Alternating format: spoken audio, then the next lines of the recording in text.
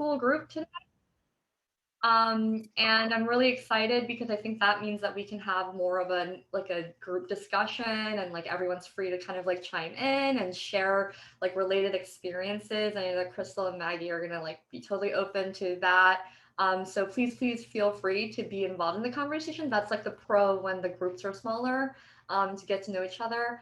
I don't know if you want to do this, but before we get started, do we want to do introductions because it's a smaller group? Like, I mean, we never get to meet people anymore, so should we? Sure, quick around, that'd be great. Okay, I'll start. I'm Charlotte. I'm the industry chair. I just go, you know, talk to people about CX. I don't even know what my job is anymore. But anyways, I am really happy to be here. I have Martha, who is always supporting me, so I'll hand it over to you, Martha. Oh, thank you. Martha Doris, with Doris Consulting International, and I have been a CX evangelist for probably 15 or 20 years.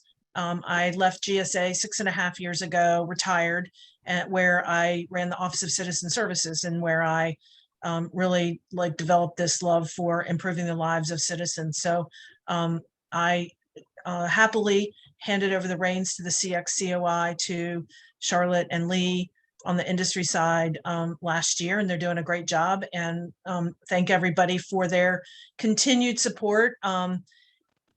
We're hearing more and more every day, every person we talk to, how customer experience is being integrated into almost every business line.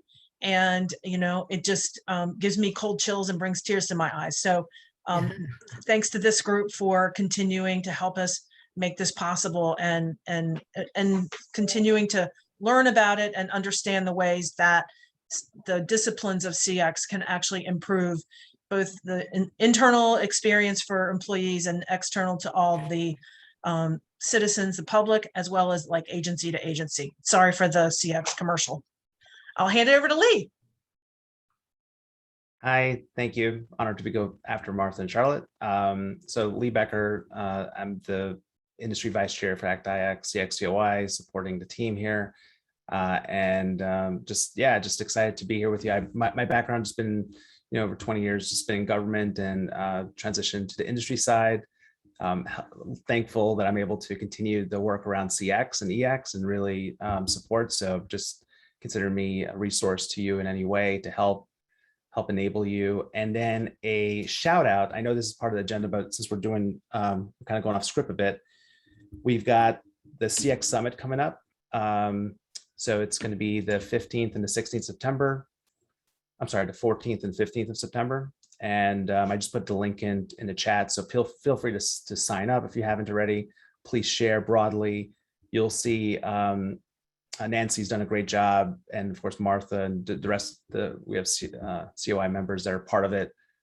Have already, you can see, populated as part of the agenda. We're still got work to do, but you can see a lot of goodness is in here, and so highly recommend to make it happen. And Martha, anything to add on that? I was just going to say the theme of it is around customer experience, the vision of inclusion. So every bit of it is around how these different CX disciplines connect to and enable diversity, equity, inclusion, and accessibility. So for anybody involved in CX or any programs and kind of trying to make this connection, I think it's going to be a great way to help. Thank you. All right, over to Crystal. Hi, Crystal Philcox, Assistant Commissioner for Enterprise Strategy Management at the Federal Acquisition Service. And Amy. Hi, I'm Amy Fadida. I'm the President and CEO of AM Fadida Consulting.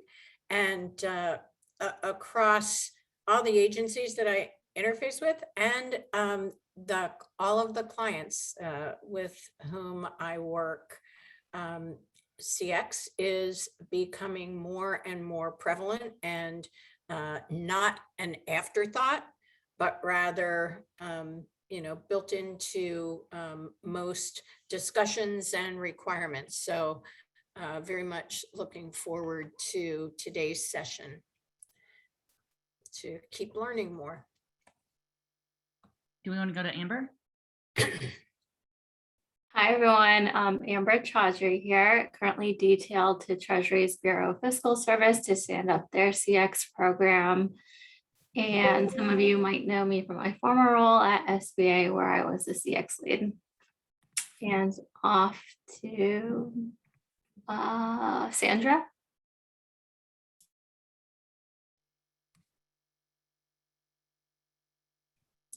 Hello, how are you? I am from REI Systems, and I am the user experience manager there at REI Systems. I'm leading the CX competency over there. It's kind of a new group that we are heading off over there, but we have lots of different initiatives, lots of different things we're doing over there. Currently, one of our biggest is creating a CX playbook for our REI Systems and for all of our clients that we support.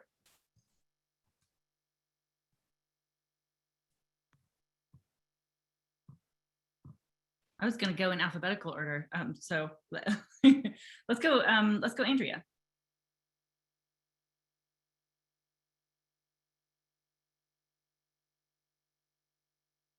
Andrea. As I listen only. Andrea. How about Atash? Director of Stakeholder Engagement. Yes. Can you guys hear me? Am I off mute? Okay. Hey, everybody. So my name is Atash Mehta. So this is my first meeting with you all, and I'm really excited to be part of this COI. I'm actually just a recent graduate of the ACT-IAC Partners Program for 2021, or I don't know, it lasted like over a year because of the pandemic. But I currently work at Department of Labor.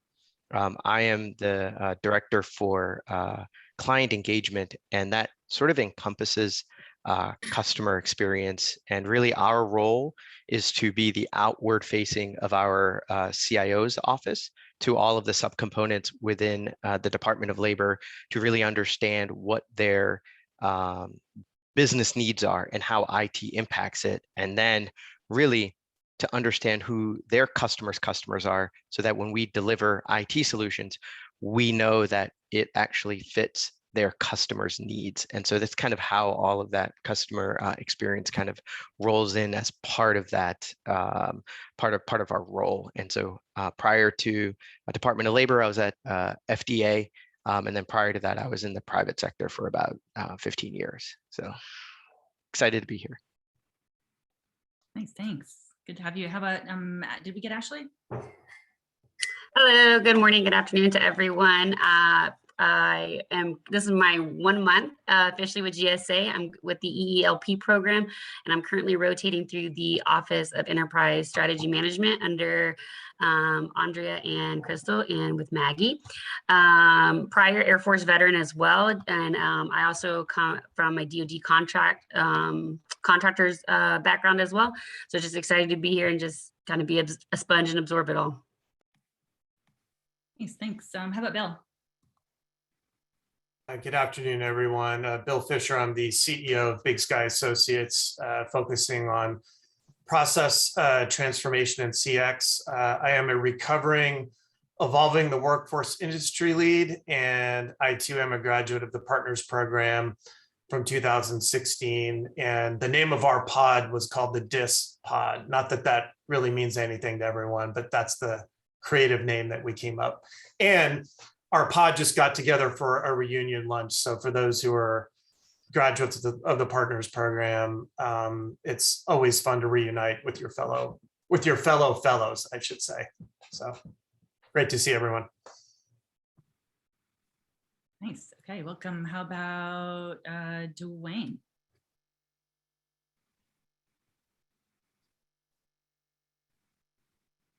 Any Dwayne? Sorry about that. Good afternoon, everyone. My name is Dwayne Washington. I'm with Expedite Infotech, a small 8A firm located in Rockville, Maryland. We are a CMMI Level 3 for both services and development, and we have all of our ISO certifications.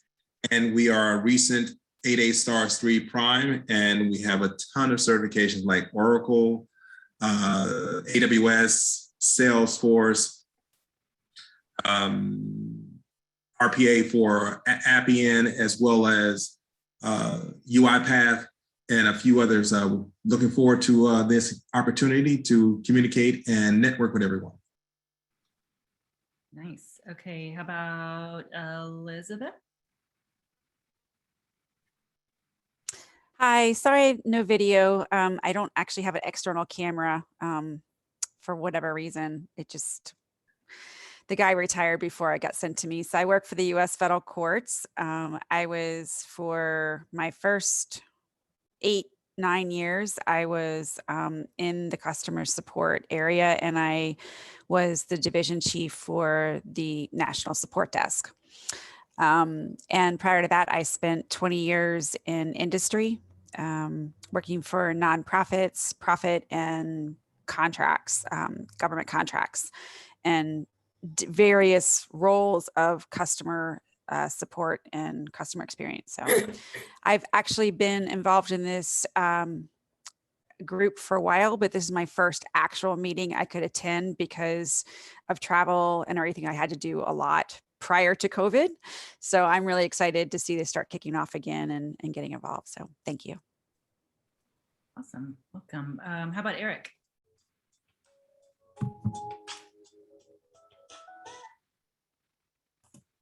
Any Eric from NASA?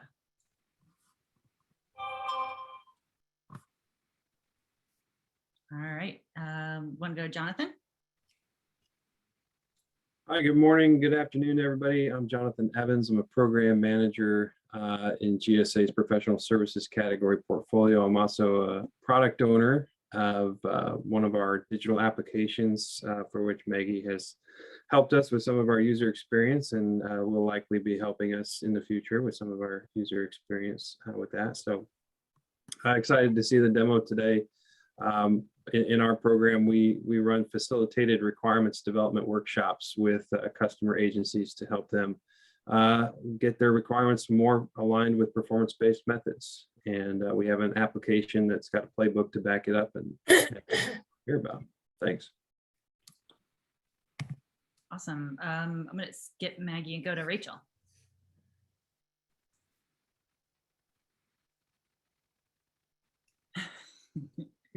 Who's unmuting herself? Nope, not yet. Nope. Can't hear you yet. We're going to let Rachel figure it out, and we're going to go to Sandra. We'll be back to Rachel.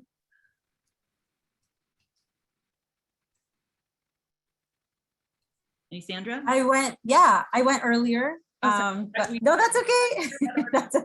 I can go again, but I think I went earlier. Okay. We have someone on the phone, actually. 787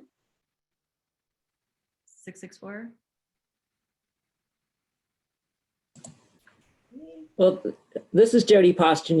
You skipped me, so I can go. I'm Jodie Paustian. I'm the lead subject matter expert at the Virtual Acquisition Office, which is a Unison company. We have about 60,000 subscribers who are government employees in the acquisition career field. And I just recently did a webinar on customer service and customer experience and how to make the acquisition a positive experience. And I retired Fed. I retired as the Director of Procurement Policy from IRS in 2017. And Crystal, I recognize you. I think we worked together many, many years ago. We did. Yes, absolutely. Good to see you. Great. Rachel, any sound yet or no? No. Give us, you can give us give us something in the chat.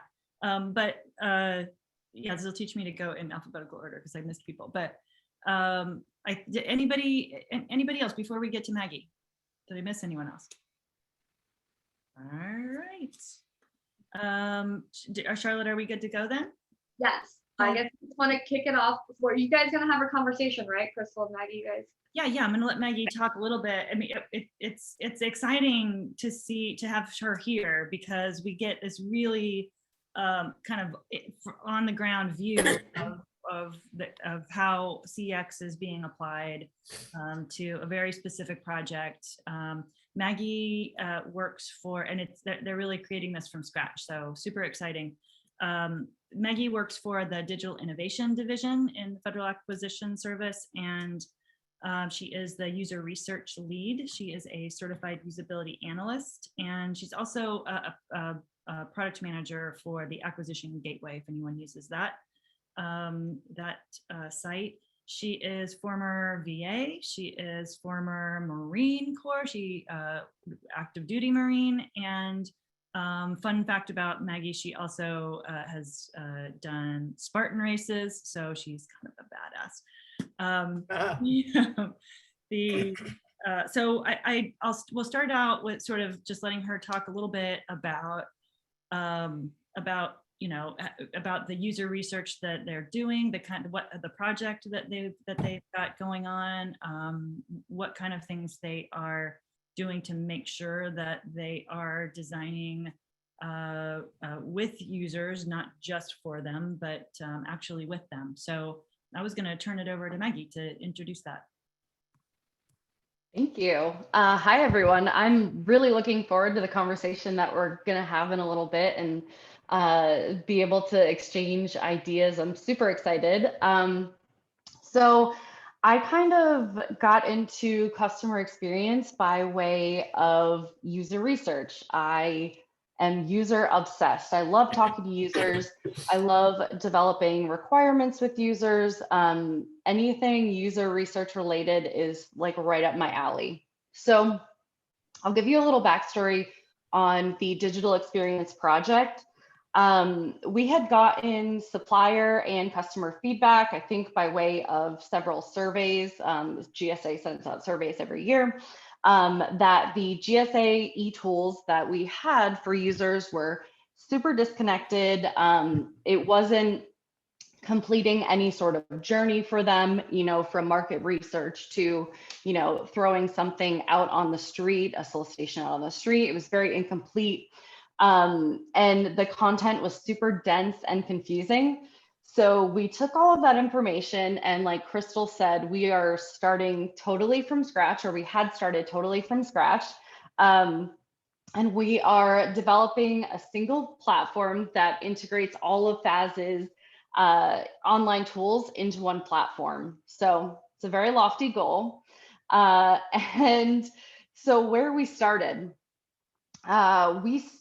this project doing a bunch of user interviews across government. So we talked to everyone from OPM to DOD to FAA to, the tiny agencies out there. And we really just had a conversation with users. What is your experience buying with GSA? What are your pain points? How are you currently doing it now? How are you doing market research? What are the tools that you're using? Are they GSA tools? And just sort of generative research like that. And we learned so many different things just from that interview, those sets of interviews. So one of the key insights that we learned was that, there's way more folks out there that are working in acquisition than, cores, COs, CSs, and all those folks in the acquisition shops. There's program folks out there that are really developing the requirements. There are, technical leads, way in the depths of DoD who know the exact specification of what they need, and they're translating those requirements to the contracting team. So we realized at first there were a lot more folks involved in acquisition than we originally thought.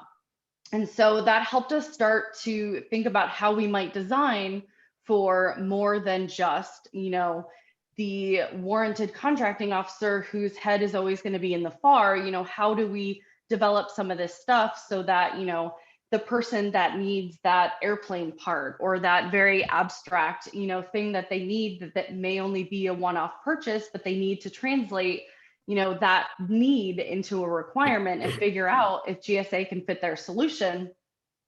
We had to kind of figure out how we were going to reach at all levels of acquisition. And so from there, based off of those initial sets of interviews, we kind of started this second phase of research. And actually, I'm just going to give a quick shout out to Charlotte.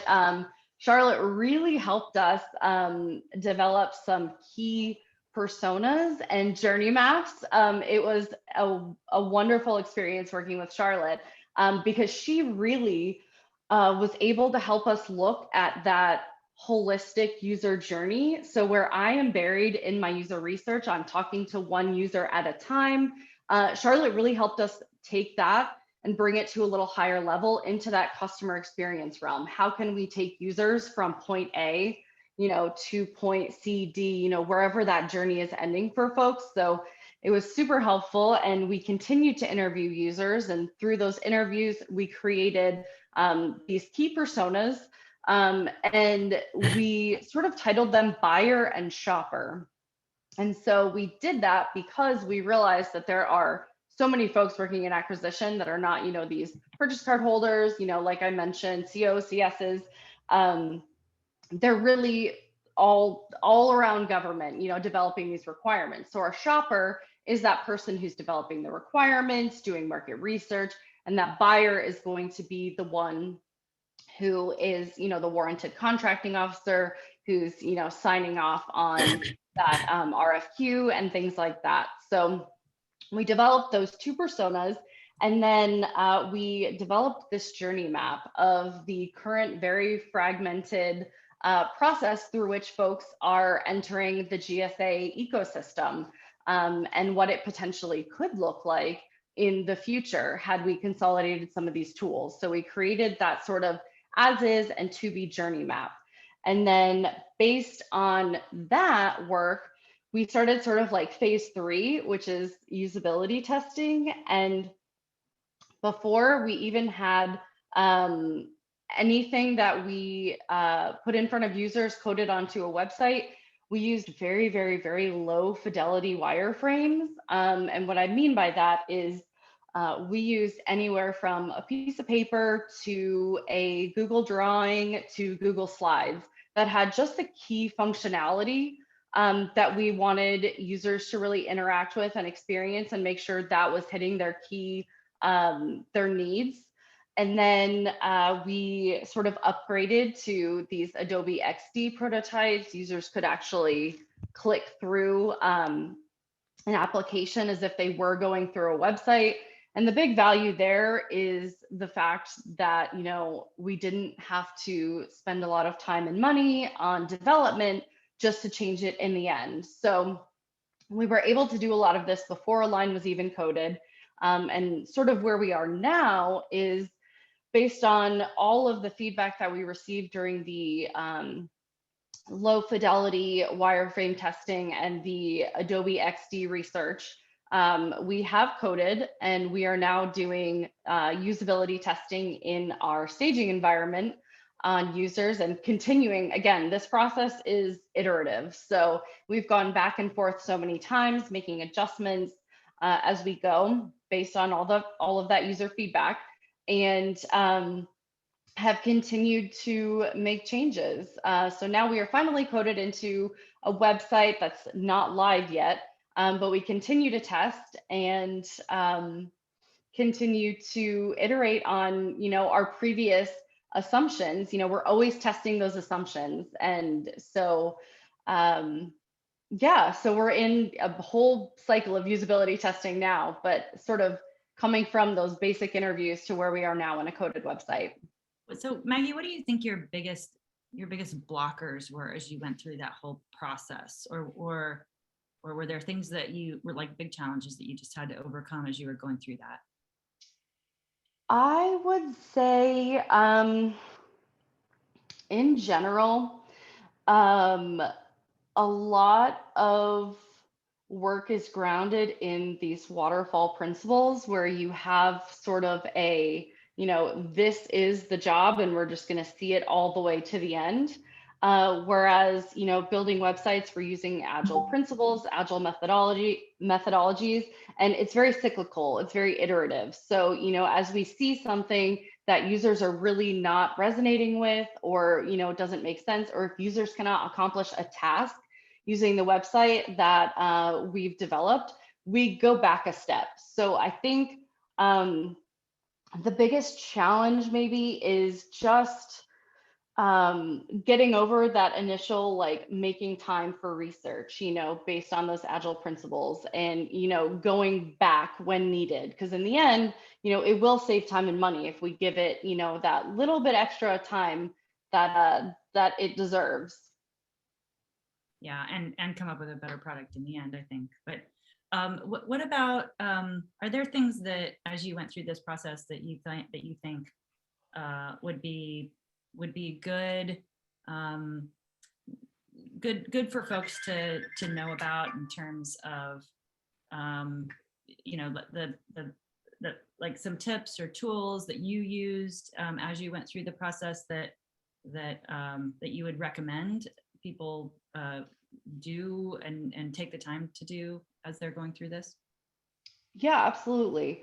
So I am not a designer by trade. And I would say if you are testing with users, if you're doing interviews, if you're just talking to users, or as Jonathan mentioned, if you're developing requirements with users, that's amazing. First of all, Jonathan.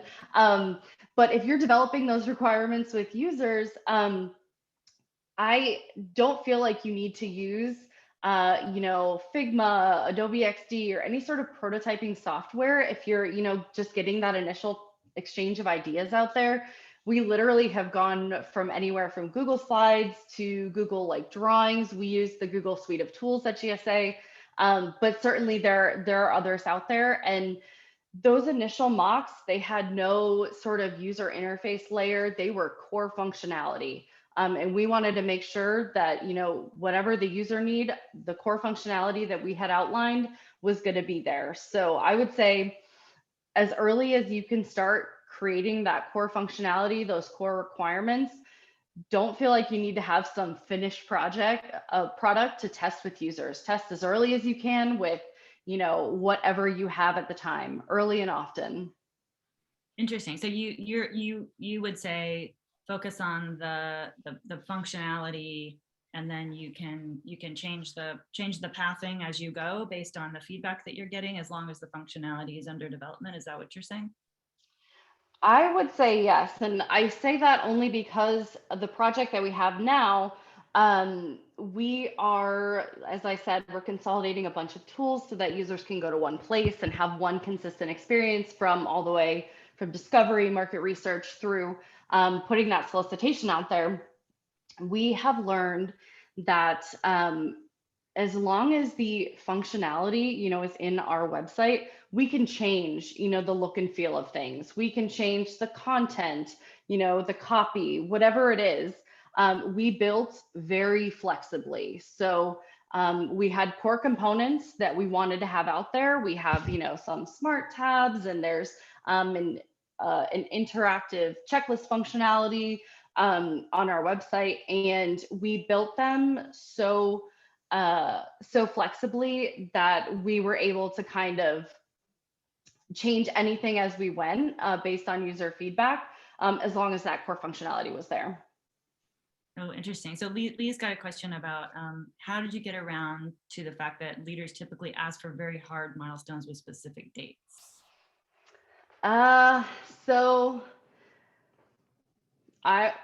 One, I will say I'm very lucky that Crystal really understands. So Crystal is my boss's boss, and she's also one of the executive sponsors of our digital experience project. So I'm very lucky that Crystal really understands the need to involve users in every step of the process. However, we have had other stakeholders in the project that don't necessarily see as much need for the user research, or just want to, keep going, or, they want that waterfall, like what's at the end. And I'm very lucky that we have a program manager that speaks waterfall while we actually do agile. So we do have some general milestones out there, of things we want to do. This is a 5-year project. So we've got, general milestones out there, while allowing us the flexibility of being able to change what those outcomes might look like. So if the goal is X, we don't necessarily have a set way to get to X. So we're super lucky in that sense, where it gives us the flexibility to get to a creative solution, which would be the ultimate goal of tool consolidation, or, you know, whatever the project is. You know, the milestones are flexible enough that we can sort of create our own solution to get there. Oh, that's fun. Well, any kind of ahas that you have run into as you've been going through this process, like things that you just didn't expect to hear from users, or things that, you know, things that you didn't that surprised you as you went through? I am continuously surprised. I love talking to users. We're in such a heavy usability cycle right now. I'm talking to users all day. Let's see, aha moment. You know, one of the things that we had set out to do is put, for instance, buyer resources right out there for users. And during usability testing, we actually found that users resonated with the phases of acquisition more than just having the resources out in their face. So through that, we are starting to carve this sort of phase-based journey for folks, where they're starting with discovery. Okay, some of the first things that users are going to want to know is they have a requirement. At least they may not have a PWS or anything like that, but they might have a need for something. And the first thing they're going to want to know is if GSA can fit that need. Do we have a solution that fits their need? So we are now investigating integrating all of GSA solution data into the platform that we're building, so that there is an integrated search. So we'll have a website, you type in something, and you won't even feel like you're searching on another website's data. You know, you can do it right in our platform, and it's sort of like a smart search. So yeah, I think the phase-based approach really surprised us. And now, because we've developed our components very flexibly, we are able to make that change without one speck of development. Not a line of code needs to be redeployed because we've built it so flexibly. So now we can just kind of switch out components, switch that user journey up a little bit, and, you know, give users what they're asking for. That's super fun. Any other questions? We'll just sort of open it up. Any other questions for Maggie? And it's a great use case. Well, I want to talk about how in the aha moments, we had several together, and one of the big things that she glossed over was the buyer versus shopper differentiation. I think Crystal could agree was a huge epiphany for us, because I know, and we have some acquisition folks on the call, so it'd be great to hear your input about this, but it was realizing that it was acquisitions duties as assigned, like people who are not acquisition people, they have no part in creating these contracting documents and folders. They need to like identify their need and put up a business case and show that this thing exists or doesn't exist, or these like esoteric questions. And the second thing is, and I'll open it up after this, is the idea that GSA does have competition, and that competition is going sole source, and that competition is going purchase card or going with the vendor they don't really like, or a full open thing, and all the RFI stages. So there is competition, but we can try to make it smoother. So those are two of the aha moments. I'll throw it back to Maggie, Crystal, or anyone else. Nice. Yeah, no, Yeah. I see Rachel's comment now, and her question was exactly right. How have the buyers reacted to the shoppers portion of the tool? So as you're talking with folks, right, like I know we have some sort of basic, let us walk you through kinds of stuff, but then, you know, if you're an expert, like, is there a path for you too? There is. So I will also say that buyers and shoppers is more of sort of an internal term. We're not really calling it that on the website. It's our way to operationalize what's really happening. So I'll say you won't see a buyer or shopper page on our website. They're just a way that we really found to operationalize what's really happening within agencies. And how have the buyers reacted to the shopper? Oh, okay. So There is a very discreet like way to path yourself through the site. There's an interactive checklist. But if you do not need all of that, we have what we're internally calling as sort of these zip lines. If you just need to pull an IGCE from somewhere, you will be able to do that. If you just need to pull some vendor information, the search will take you there. So we have, the guided path, but we also have a way to do something very quick as well. Did that answer your question, Rachel? Okay, is my audio working now? Yeah.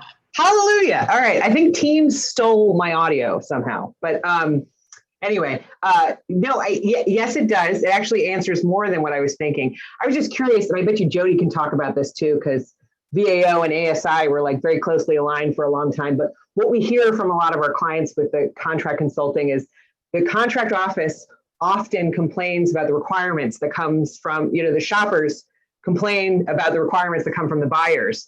And so it seems like there's also an opportunity for this tool to kind of educate this group and make it a little easier on the shoppers, because the buyers are more informed because you have a tool that's easy to use. I was just kind of curious, do they like that? Or are they resistant? That's really interesting. I don't think I have collected any feedback that's specific to that, but I'm going to write that down because that's a really interesting point.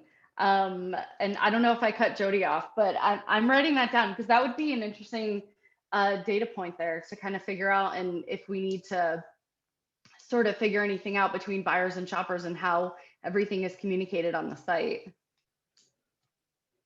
I have gotten feedback now that I think about it. We've done a lot of sessions. A piece of feedback that we got actually from a customer service director. Again, we've done a lot of research from a lot of different groups because, a lot of people do acquisition and that aren't those, warranted, COs. It was a customer service director, and we have an area of the website that actually goes through the phases of acquisition and provides all the tools and resources by phase. And that customer service director mentioned that it was good, that they really resonated with that section because it would help them, communicate with customers better, communicate with those folks that are developing those requirements documents. So we have gotten that piece of feedback, but we should dive deeper into that. That's interesting. Yeah, well, it's just, this presents a wonderful opportunity. I mean, what we hear a lot of times too is some of my favorite clients over the years have been so intimidated by the acquisition process that they kind of hand off the most important part of their business about how they hire who they want because they don't want to be educated on something that's really intimidating. So if there's a mechanism to make it less intimidating, and that's part of like ASI's charter, but like if there's a way to do that, I mean, that would be huge, especially to make it really accessible in a place like GSA where everybody goes. I thought I was just going to be talking about research, and I'm getting all kinds of ideas for our web. This is awesome. Thanks, Rachel. Yeah. Anybody else for Maggie? I'd love to have Atash talk a little bit about this getting leaders to understand business objectives. Maybe I shouldn't have put anything in the chat now. No, just kidding. So my background has been, I'm a technical background. So I've got like an engineering and computer science and programming. And, through my years, I was always, I'd always discuss, the neat new technology and things of that nature to kind of help the problem. But as, my experience has gone through, if you continue to talk about the why, as opposed to kind of the how, what I've realized is that really resonates, even though, schedules might change or scope might change. I think always just bringing it back to the reason why IT, or the reason why, some of the solutions are being met, because at the end of the day, the way that, I've sort of now kind of reimagined, my thought process is that I'm a support mechanism to whatever the mission is really trying to do. And that's where sort of the customer experience comes in, is really understanding what that mission is, whether it's acquisitions, whether it's, at the FDA, we were modernizing the drug review platform, for innovative drugs into the marketplace, or, at Department of Labor, we do foreign labor certifications, for temporary worker visas, whatever it is, keep the ball and focus continuously on those, the reason why you're being brought in to actually help, whether it's with customer experience or whether it's kind of from the development perspective. And I think the receptiveness does come back. It might, in the beginning, it might be a little bit challenging because I think customers really want to say, I want that button there, or I want that button there, or I want this to be green, or, and it's just like, sure. All right, I'll make it the button green. I'll make it whatever color you want, but let's understand why, so that's just kind of been my experience in transitioning myself from being so solely focused from technology to now really understanding kind of the customer's perspective. So that's super interesting. Yeah, go ahead, Maggie.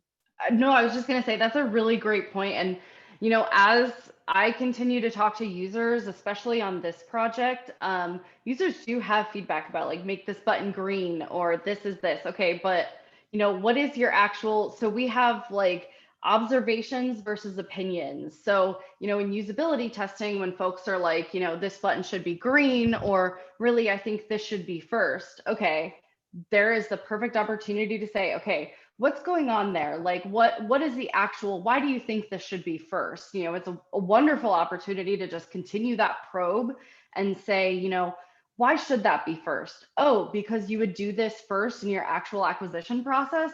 Perfect. Like, it makes total sense. And we do get a lot of that. And I call them like opinions versus observations. And you really have to, when you get those sort of opinions, you got to probe just one level further and get those real observations in there. That was a great point, Atash.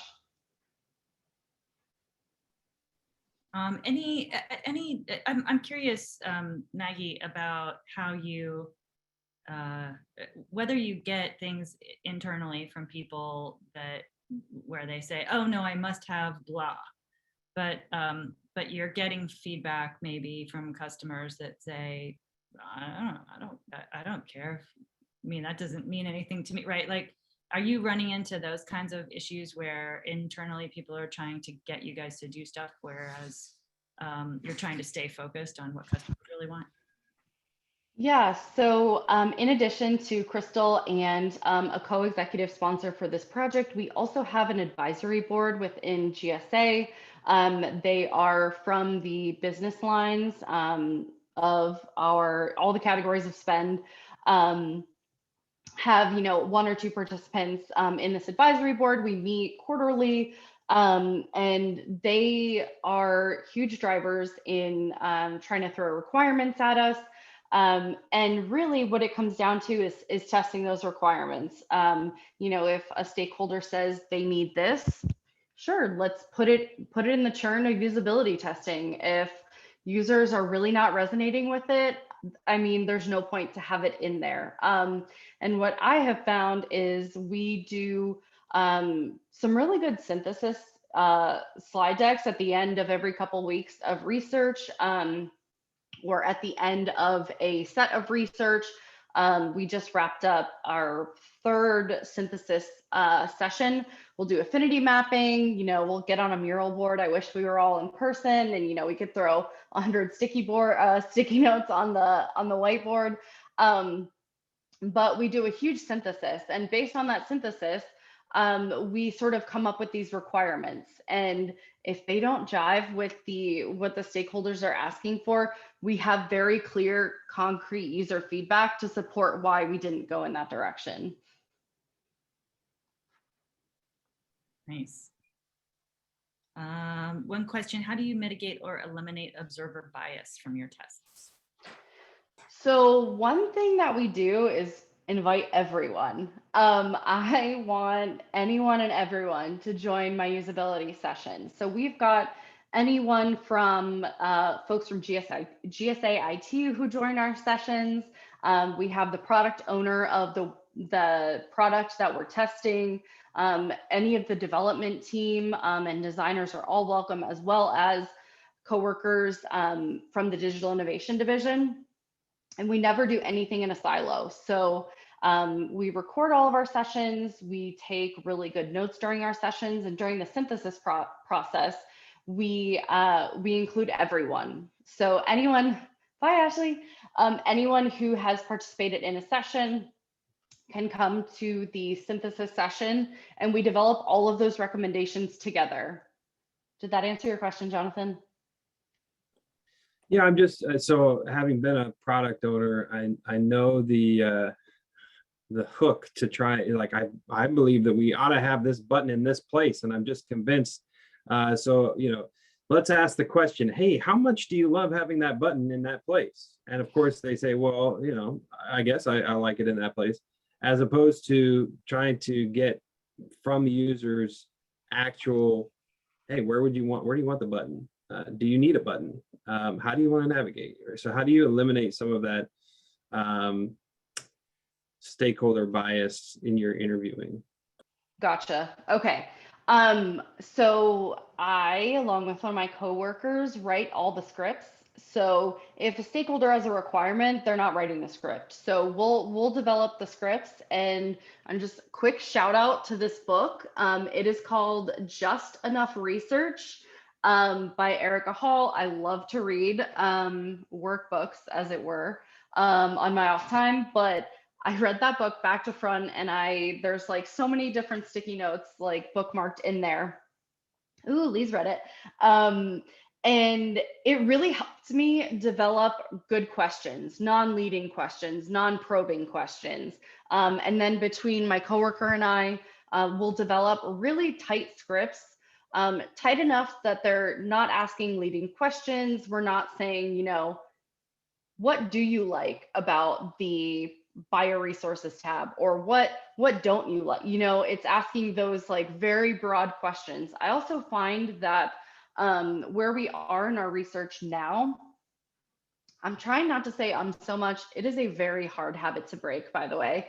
But I have found in the phase of the research that we're in now, we are focused more on situation-based and scenario-based research. So we are providing the user a scenario, and then we'll kind of let them go wild on the site. You know, we have different areas that we want them to either experience or hit on, and we have a set of questions that, you know, if they go to a certain page, we're like, oh, you know, what prompted you to pop over to this page? You know, can you do something here and tell me how that experience, you know, felt to you? Does it feel intuitive? And so both the tight scripts and the scenario-based testing has really helped us a lot.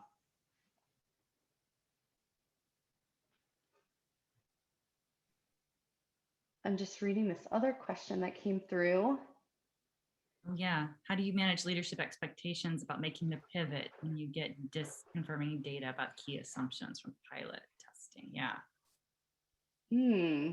So how do you, yeah, if you're switching, if you've said, here's where we're going, but then you're switching, how do you deal with the expectations?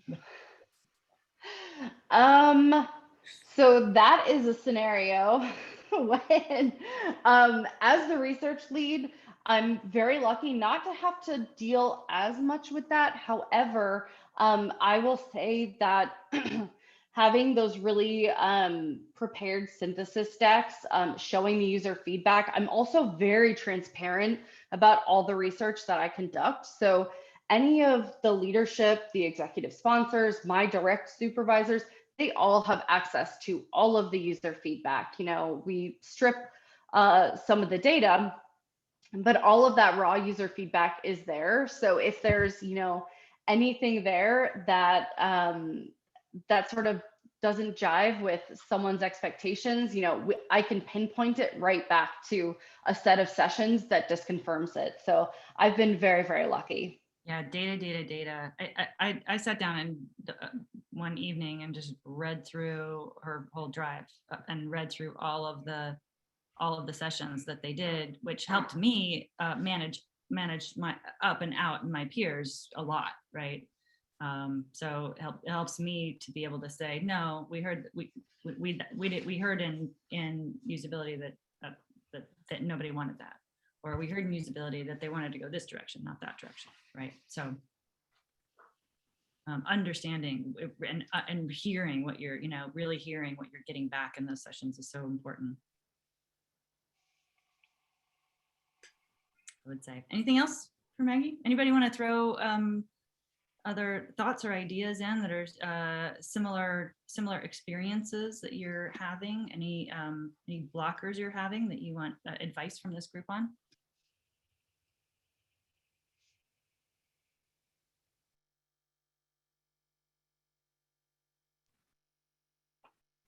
All right, we're coming up on time.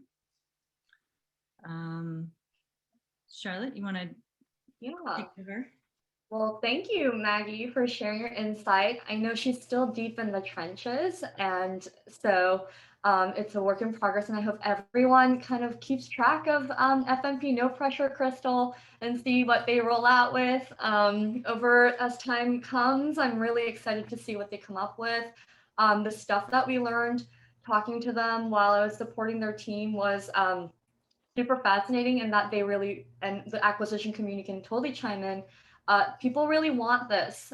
People really don't, and one of the most interesting things that came out of it was that they would really like advisory, like buying something, right? Like they're not cloud experts, and they're not nuts and bolts experts, and they're not, machine, like seat leather spec experts. And that is what they have to be tasked with, oftentimes by people who know exactly where it comes from. And sometimes like the experience is so ranged as to like, I just got told to buy some light bulbs that were extremely specific and like completely customized, and I have no idea where to start. And so it's a lot of these circles. And I thought it was so interesting that the way that we can measure 1,000 times and design FMP like step by step with the users is going to be super critical, and really excited to see what comes out. Okay, that being said, it's 1 o'clock. Thank you, Maggie and Crystal. That being said, it's 1 o'clock. Please stay on. For, I guess we can stop recording at this point, but please stick by and just kind of have a conversation with us. It's optional 30 minutes, like network and catch up with